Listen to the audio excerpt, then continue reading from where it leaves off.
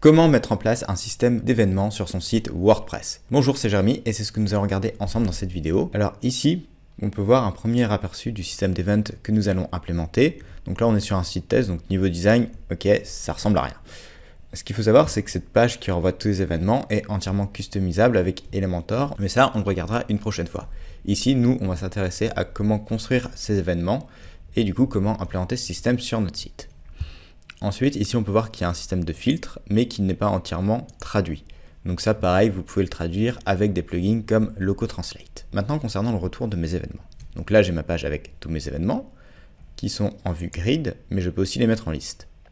Et lorsque je clique directement sur un événement, j'ai bien la page de mon événement en question, où nous retrouverons différentes informations sur tout ce qui va être l'événement en tant que tel, tout ce qui va être date, heure, lieu et aussi date de clôture de l'inscription ainsi que le type d'événement. Vous avez aussi également la possibilité d'ajouter une vidéo qui arrivera sous forme de pop-up et d'avoir les boutons de partage. Puis directement un petit encart sur l'organisateur. Concernant le système d'inscription, il se fera via un bouton où là on vous demandera d'envoyer un mail. Pour avoir directement un vrai système d'enregistrement comme sur Eventbrite, pour ça on va regarder en fin de vidéo toutes les possibilités offertes par le plugin et les extensions possibles. Ensuite, ce plugin, lorsque vous l'installez, il y aura tout un tas de types qui seront créés. J'y reviendrai par la suite. Là, on va directement se retrouver sur un autre site afin d'implémenter cette solution et de créer nos premiers événements. Donc pour ça, il nous faudra installer le plugin WP Event Manager qui est gratuit. Une fois installé, on va l'activer. Puis nous nous retrouvons sur une assistance de configuration. Donc là, on va faire continuer. Puis nous avons la partie configuration où là, nous avons tous les types de pages possibles. Donc là, pareil, ces pages, vous pouvez les décocher si vous n'en avez pas besoin. Et vous pouvez également traduire celles qui ne sont pas encore traduites. Donc, par exemple, tout ce qui va être venu, il faudra le traduire par lieu.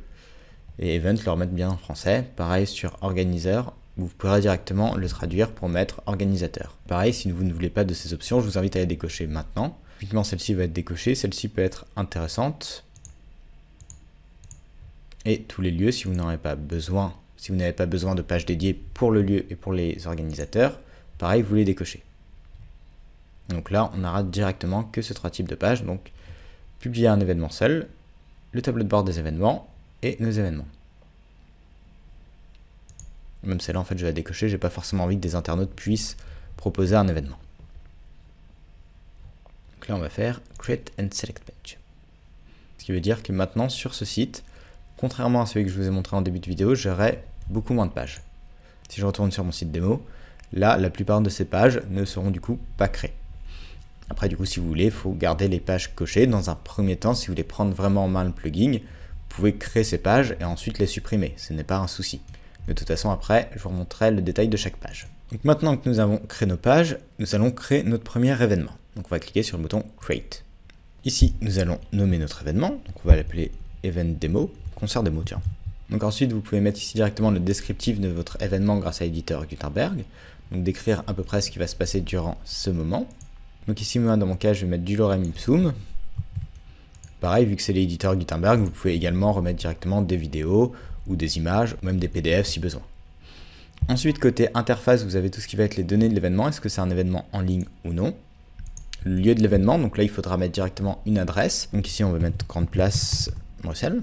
Le code postal, une bannière de l'événement, donc ici on va directement la téléverser.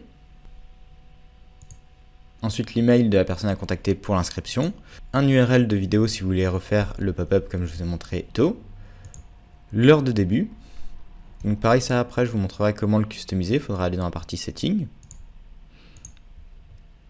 Hop, l'heure de fin, pareil une date de début et une date de fin. Une date limite d'inscription, donc là mon événement c'est le 18, donc j'ai envie que les gens puissent s'inscrire jusqu'au 17. Bien veiller à ce que cette case soit décochée. Et une date pour l'expiration de mon événement. Donc mon événement étant le 20, on va faire en sorte que ça se termine le 21. Et après je peux faire directement publier. Donc là on va regarder notre événement. Et voilà, donc nous avons directement cette page-ci. Après là le petit souci comme on peut le voir c'est le format date-et-heure qui est en format anglophone et c'est arrobase. Donc ça, nous allons aller tout de suite le changer. Après, si je clique sur le lieu, j'arrive directement sur Google Maps à l'endroit du lieu. Concernant la mise en page, ici WordPress le traite vraiment comme une page d'article de blog. Donc il faudra passer par votre thème si vous voulez changer la mise en page et mettre par exemple en pleine largeur ou cacher ce titre. Donc maintenant, pour les problèmes que je vous ai cités, à savoir tout ce qui va être le format d'ATR et le arrobase, on se retrouve sur notre WordPress et nous revenons directement au dashboard. Une fois sur notre dashboard, on peut voir que sur le menu de gauche, nous avons directement tout ce qui va être catégorie d'événements, le type d'événement, l'organisateur, le lieu, l'éditeur de champ et les réglages. Donc là, on va aller directement dans la partie réglages. Dans la partie réglages, vous pouvez aussi directement enlever les options d'organisateur et de lieu si vous n'en avez pas besoin. Rajouter une clé d'API Google pour directement avoir Google Maps. Mais ici, c'est pas non plus quelque chose qui m'intéresse, donc on va juste rester comme ça. Si vous voulez vraiment rajouter une clé, il vous suffit directement de cliquer sur le bouton à ce niveau-ci. Et là, vous serez redirigé vers le site des API de Google qui vous permettra d'avoir votre clé et du coup de l'insérer sur votre site. Ensuite, le liste d'événements.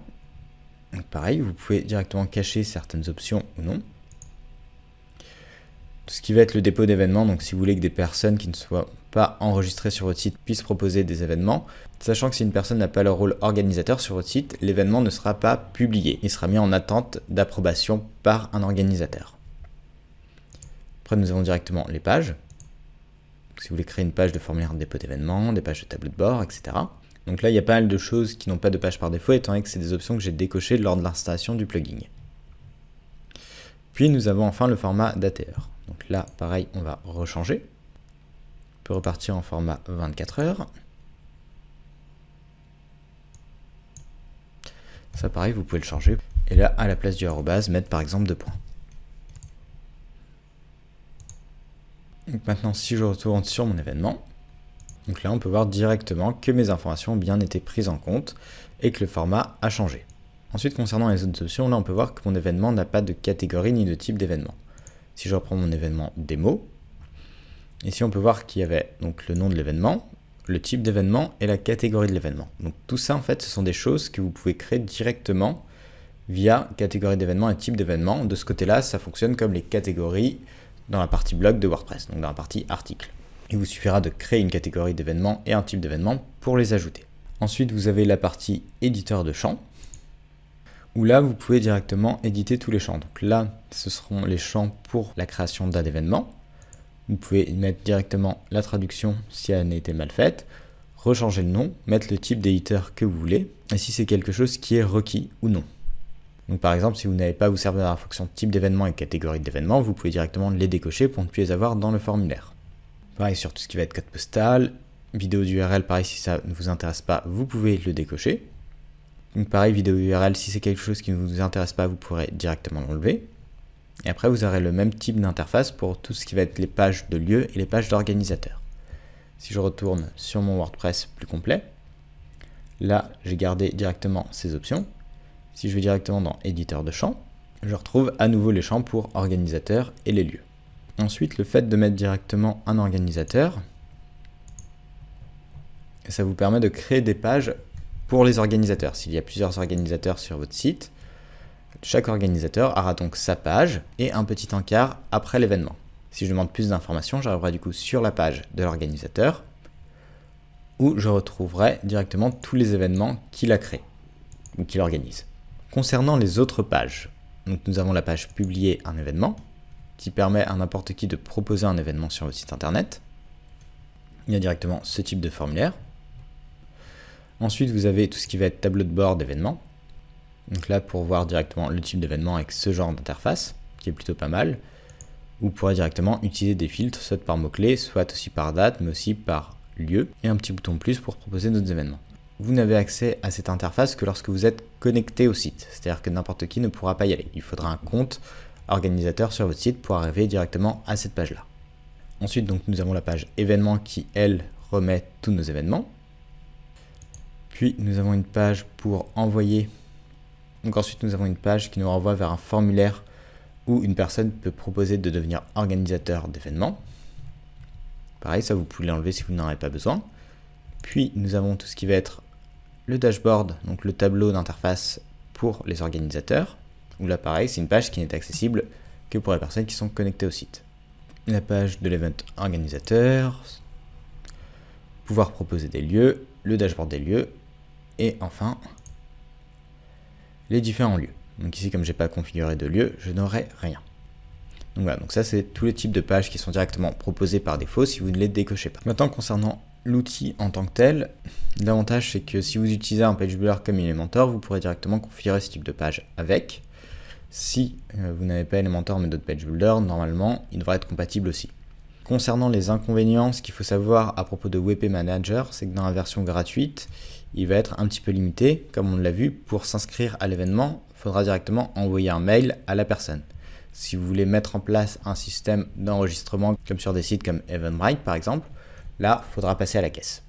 Donc là, niveau passage à la caisse, ça peut monter assez vite, étant donné que si vous voulez par exemple un calendrier, ça coûtera entre 39 et 99 $, donc ça dépend du nombre de sites que vous avez à chaque fois. Là, par exemple, la partie d'enregistrement, pareil, c'est quelque chose qui est payant. Ça, on va y revenir après. Ensuite, si vous voulez vendre des tickets, donc relier l'outil avec WooCommerce par exemple, faire des événements virtuels sur Zoom, pareil, on repasse à la caisse, etc. etc. Donc ça, c'est un peu le point un peu chiant de l'outil, c'est que ne serait-ce que cette fonctionnalité-là soit payante. Après, le prix n'est pas excessif, ce ne sera que 40 $ du coup par an. Donc au maximum, en fonction de vos besoins, vous pourrez tourner peut-être autour des 120 € annuels. Donc ça va à peu près en fonction de ce que vous faites, c'est quelque chose qui peut s'amortir très vite. Côté prise en main, du coup, l'outil est plutôt bien fait. Autre chose qui est assez intéressante, c'est que lorsqu'on est à nouveau dans la partie add-on, l'outil, du coup, vous propose directement des packs en fonction de ce que vous voulez faire. Acheter des packs, ça peut être bien si vous voulez gagner du temps et ne pas avoir à construire un site. Après, si vous construisez votre site directement de A à Z sur WordPress en utilisant un page builder, ça n'a pas trop d'intérêt de prendre des packs. Prenez plutôt directement les add-ons et prenez pareil en fonction de votre besoin. Ça vous sert à rien de prendre directement tous les add-ons dont vous estimez que vous aurez besoin dans 6 mois. Prenez-les et implémentez-les au fur et à mesure en fonction de l'évolution de votre projet. Pour résumer, WP Event Manager, c'est un outil très pratique qui s'implémente facilement et qui est très simple d'utilisation et de prise en main. En effet, là, la vidéo, elle va durer 20 minutes à tout casser. Comme vous l'avez vu, on peut directement donc créer nos événements, les implémenter et avoir une page de retour d'événements. Petite chose à savoir, pour avoir bien la page de retour d'événements, il ne faudra pas oublier de l'implémenter dans votre menu. Donc si on retourne sur le dashboard et qu'on va dans Apparence menu, donc là on retrouve toutes nos pages, donc toutes les pages que j'ai remis en bordel. N'oubliez pas de remettre directement la page événement à votre menu. Ainsi, l'utilisateur aura accès directement à la page répertoriant tous vos types d'événements. Ce n'est pas quelque chose qui se fera automatiquement sur l'outil. La création de la page, oui, mais pas l'ajout au menu. Donc voilà, j'espère que cette vidéo vous a été utile. Si vous avez des questions, n'hésitez pas à les poser en commentaire. Si la création de sites sur WordPress est un sujet qui vous intéresse, n'hésitez pas à vous abonner à la chaîne, sachant que je publie 2 vidéos par semaine, une le mercredi et une le vendredi, les deux à 17h15. Toujours autour de WordPress principalement, et à chaque fois en vous présentant des outils gratuits. Ou du moins les outils qui ont une partie payante, je présenterai à chaque fois que la partie gratuite pour voir un peu ce qu'on peut faire et si ça vaut à chaque fois la peine de passer à la partie payante ou non. En général, ça se traduit toujours par « ça dépend de votre besoin ». Mais dans la plupart des cas, la partie gratuite suffit amplement. Donc voilà, donc sur ce, je vous souhaite une excellente journée et à bientôt!